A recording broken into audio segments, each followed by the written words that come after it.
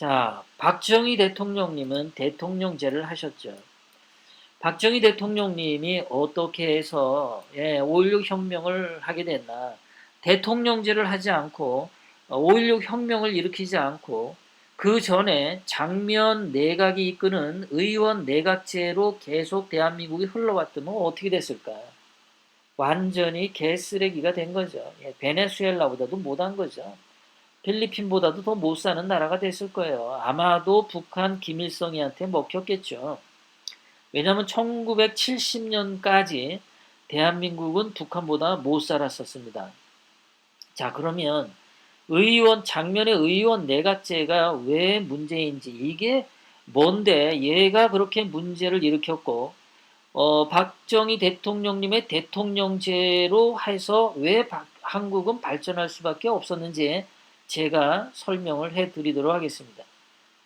사회 경제적 이유에 근거해서, 또 정치 경제적 이유에 근거해서 두 가지 측면에서 여러분들에게 설명을 해드리도록 하겠습니다. 장면의 의원 내각제는 그 당시 한국 민주당 애들이 실시했던 겁니다. 이 한국 민주당에는 민주당 신파가 있었고 민주당 구파가 있었어요. 지들끼리 맨날 싸웠어요. 뭐 민주당 신파의 장면 정일영, 그 정대철 종로 그 국회의원, 그 걔네 아버지가 정일영이죠. 그 다음에 김대중이 민주당 신파였고, 민주당 구파는 뭐 조병옥, 신익희, 윤보선 대통령 당시에 김영삼 등등이 여기에 속하는데요. 뭐 이런 거 이름 몰라도 됩니다. 몰라도 되는데 이것은 여러분들이 기억해 주실 것이, 처음에 이러한 한국 민주당 애들은요, 보수적이었고, 자본주의적이었고, 자유주의 정치 정당이었습니다. 오늘날 그 이해찬과 그 얘네들 더불어민주당 얘네들은 보수 아니라 그러죠. 예. 그 다음에 얘네들은 자유를 싫어하죠. 그래서 예전에 한국 민주당하고는 많이 다른데, 어쨌든 하는 짓은 똑같습니다. 하는 짓은 뭐가 똑같냐? 대한민국이 해방이 된 뒤에 그 당시 민주당이라고 하는 애들이 보면 누가 있었냐면요, 뭐 송진우, 김성수, 장덕수, 조병옥, 윤보선이 있었는데, 자, 김성수라고 하는 애는 전라북도 출신이고요. 고려대학교 설립자죠. 전라도에 땅도 많았고 그 지주 출신입니다. 그 농사를 통해서 돈도 많이 벌었고, 또 무슨 기업도 갖고 있었고, 전라도에서는 굉장한 재벌이었습니다. 오늘날 이병철이 부자 소리 듣는 것처럼 김성수가 이 해방할 때 전라도 지역에서는 부자 중에 하나죠. 자, 송진우라고 하는 애도 전라남도 출신이에요. 그 다음에 장덕수라는 애는 태어나기는 황해도에서 태어났는데 전라남도 하이도에서 그 오랫동안 여기서 그 가택연금 생활을 많이 했어요. 전라남도 하이도라고 하면은 그 김대중이 태어난 섬이죠. 김대중과도 관계가 있어요, 장덕수가. 그러니까 이 민주당이라고 하는 애들의 지역 기반이 어디냐? 그러면 전라도였습니다. 이 전라도 애들인데 당시에 아까도 말씀드렸지만 얘네들은 다 지주 출신이에요.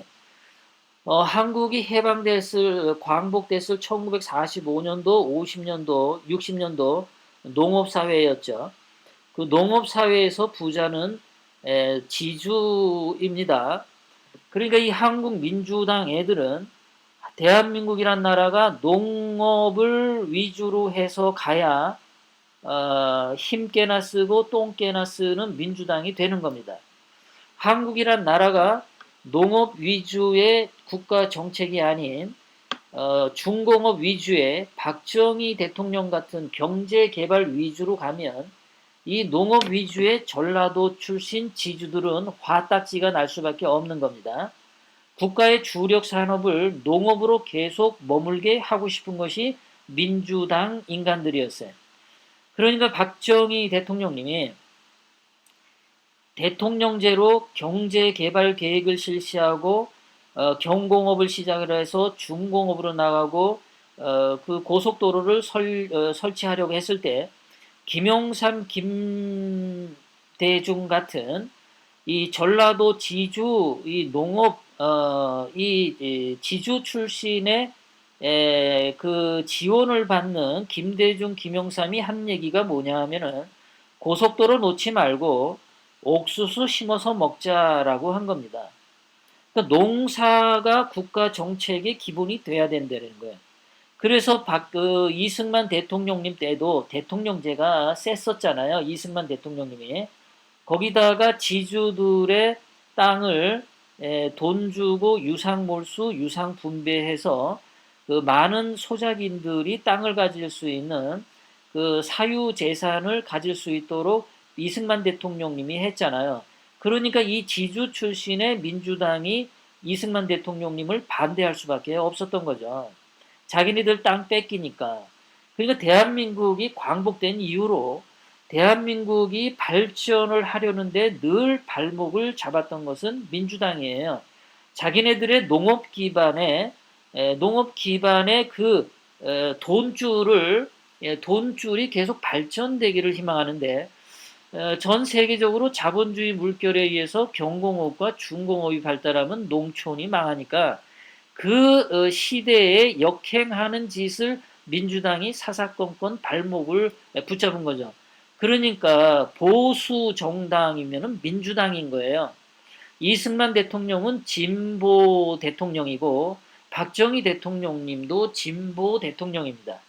민주당은 사사건건 대한민국 발전하는 것을 막습니다. 지금 현재 문재인도 한국 대기업을 자꾸 두들겨 잡고 중소기업 발전 하는 이유가 얘네들은 시대의 발전에 역행하는 짓을 하기 때문에 그렇습니다. 그러니까 이 민주당이라고 붙은 애들은 늘 미래 시대에 대한민국이 먹고 살 수 있는 방향으로 발전해 나가는 것을 늘 반대했어요. 예.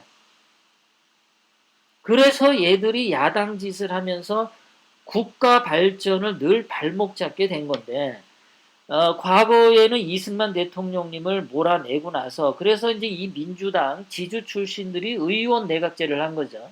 자, 의원 내각제를 하는 이유는 뭐냐?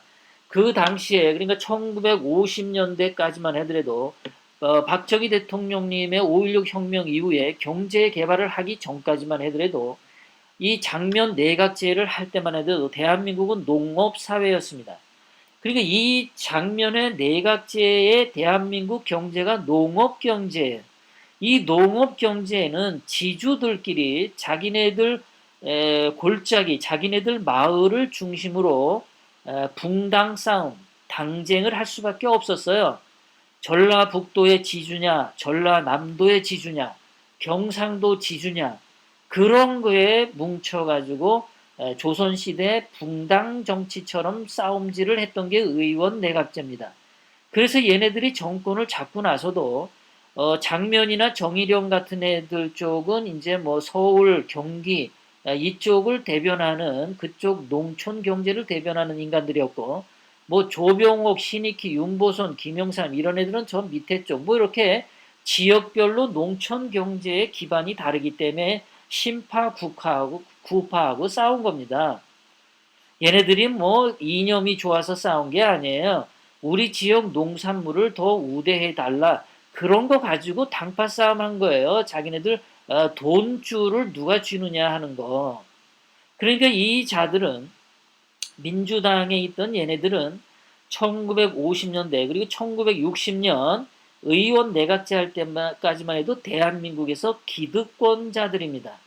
대한민국에서 돈이 제일 많았던 자들이 이 민주당 애들입니다. 그때까지만 해도 농촌 경제였고 땅이 많은 지주들이었어요. 그래서 이 자들이 기득권자들이었던 겁니다. 기득권자들이었기 때문에 자기네들의 기득권을 더 확보하기 위해서 깡패 새끼들처럼 영역 싸움을 했던 겁니다. 나와바리 싸움을 했던 거예요. 그래서 자기 민주당끼리도 싸운 겁니다. 그런데 얘네들이 이렇게 의원 내각제가 해서 지들끼리 안 돼가지고 박정희 대통령님이 대통령제를 해서 국가가 발전을 했죠. 예. 그러면서 전라도는 농촌 경제를 기반으로 했기 때문에 경제 발전이 낙후됐죠. 그리고 그쪽에 경제 개발을 하려고 하더라도 전라도 이 기득권자들이 반대를 했습니다. 고속도로도 전라도 쪽에 고속도로 뚫으려고 그러면은 그 전라도에서 반대를 심하게 했단 말이에요. 김대중이 도로 바닥에 눕고 그러니까는 부산 쪽으로 경부 고속도로를 뚫을 수밖에 없었죠. 그리고 전라도는 해안가가 수심이 얕아가지고 큰 배가 들어오고 나갈 수가 없었죠. 그런데 동해안 쪽하고 남해안 쪽, 부산 쪽은 수심이 깊어서 큰 배가 들고 나올 수가 있어요. 그러면 세계의 수출과 수입을 할 때 배로 물건이 무역이 왔다 갔다 해야 되는데 그 적지가 될 수밖에 없었죠. 그리고 땅값에 의해서 있어서도 경상도 쪽은 산악 지형이기 때문에 농촌이 덜 발달됐습니다. 그러니까 땅값이 쌌기 때문에 경부고속도로를 개발할 때 돈이 덜 들었어요. 그런데 전라도 쪽으로 고속도로를 뚫으려고 하니까 그 당시만 하더라도 농사 짓는 이 농지값이 비쌌단 말이죠. 전라도 쪽에 평야지대가 많고 뭔가 생산할 수 있는 소출이 많은 지역이기 때문에 그러니까 땅값을 많이 달라고 하니까 그쪽으로도 또 갈 수가 없었죠. 그 경제적 요건에 의해서도 경부고속도로를 뚫는 것이 돈이 적게 들었던 거고 또 경상도 쪽에서는 반대를 하지 않았습니다. 전라도 쪽에서 김대중이 유독 많이 반대를 했고 비용도 많이 들었기 때문에 그쪽으로 할 수가 없었던 거예요. 박정희 대통령님이 전라도를 실어서 그쪽에 공장을 안 지었던 게 아닙니다. 김대중이 탓입니다. 자, 그렇게 해서 대한민국이 발전해 왔어요. 박정희 대통령이 덕분에 대통령제로 왔습니다. 그런데 우리 박근혜 대통령님을 탄핵을 한 건 왜 탄핵했냐?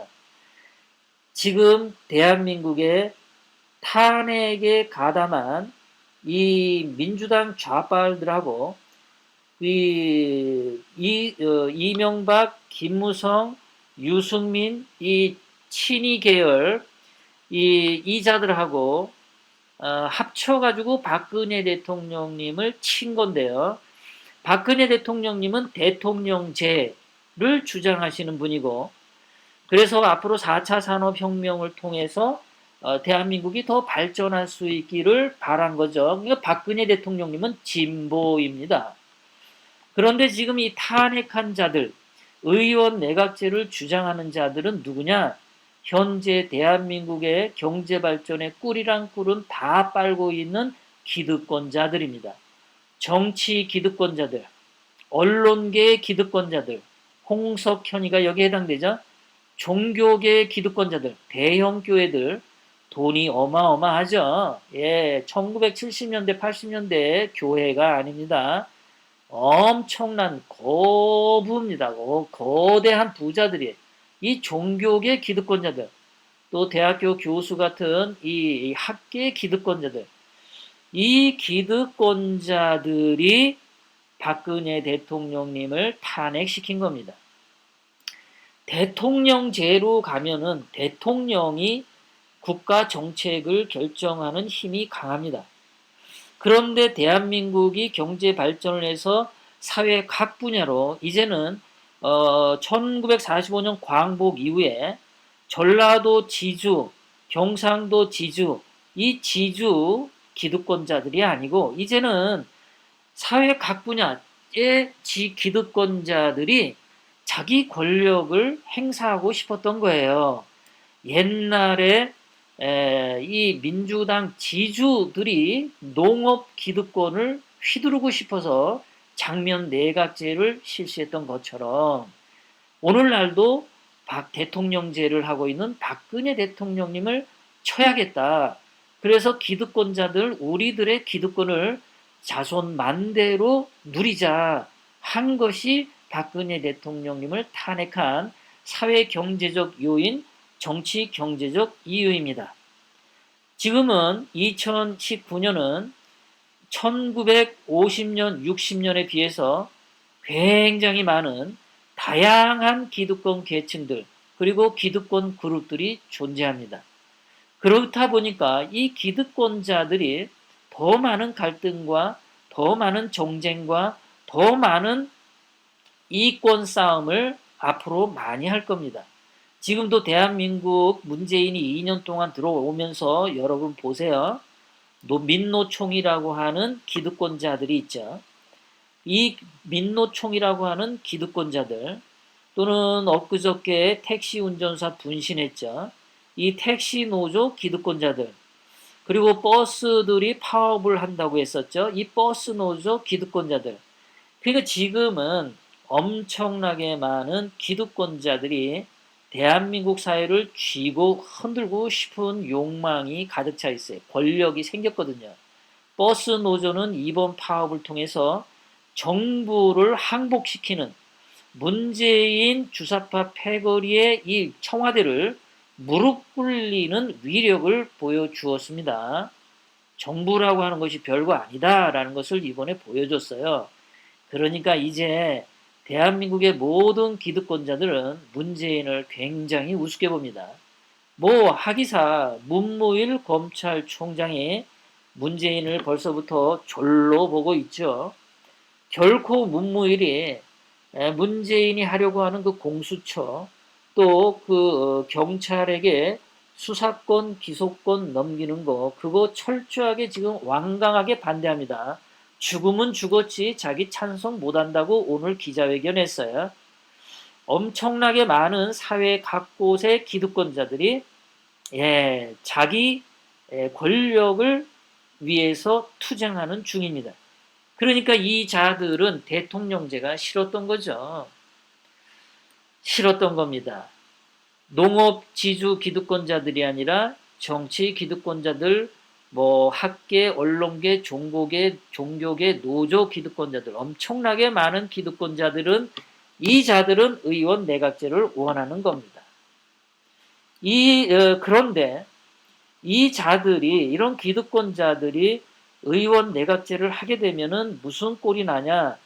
만인은 만인을 위한 투쟁이 대한민국의 일상사가 됩니다. 한국인들은 상호 신뢰가 적습니다. 대한민국 한국인들의 문화 속에는 신뢰라는 문화가 굉장히 약합니다. 대신에 먼저 보는 놈이 임자라고 해서 국가 세금을 도둑질하는 거에는 아주 양심이 마비된 사람들이 너무나 많습니다. 그렇다면은 대한민국에 기득권자들은 엄청나게 많아졌는데, 이 자들은 1950년대의 농업 지주들보다 더 탐욕스럽습니다. 이 자들이 서로 경쟁이나 하듯이 국가 세금을 빼먹는 도둑질을 해갈 때 대한민국 앞날은 뻔한 거죠. 이 자들은 결코 대한민국을 발전시키기 위해서 의원 내각제를 하는 것이 아니라 자기들 개개인의 기득권을 자손 대대로 세습하기 위해서 의원 내각제를 하는 거다, 그런 겁니다. 벌써 민노총 같은 경우가 세습을 하고 있죠. 그러면 의원 내각제를 하면 이제 국회의원이 자기 국회의원 자리를 자기 아들에게 세습시킵니다. 이번에는 네 아들 국회의원 시키고 다음에는 내 아들 국회의원 시키자. 서로 되는 겁니다. 대한민국은 일반 민초들은 죽어나고, 이렇게 뭔가 기득권을 가진 자들은 야만의 시대인 것처럼 폭력을 휘둘면서 국민들의 세금을 탕진할 겁니다. 이 자들이 대한민국 헌법을 존중하고 법률 가치를 존중하는 자들이라면 아마도 정당한 규칙 안에서 선수들이 활발하게 뛰기 때문에 대한민국은 활력이 있는 국가가 될 수도 있습니다.